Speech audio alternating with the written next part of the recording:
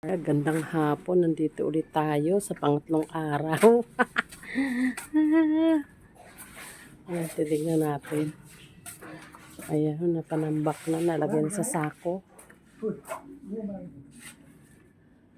Ayan, natibag na. Yung kabaak na pader. Ayan, natanggal na. Ayan, yung dating bintana. Natanggal na. Ayan mga kamarya, natuklap na. Nabaklas na yung pader. Ayan o. Malaki na lang nabawas ng pader. Ayan.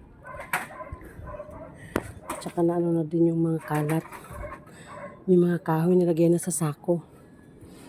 Ayan mga kamarya, kasi may gusto ng panggatong. Ayan, madami.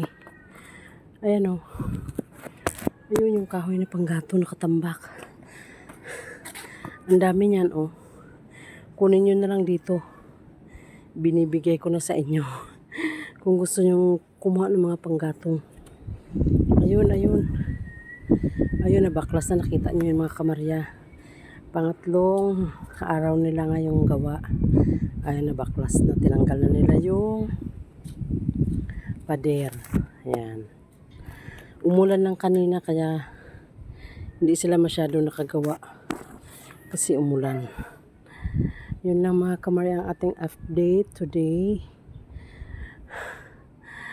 Good afternoon.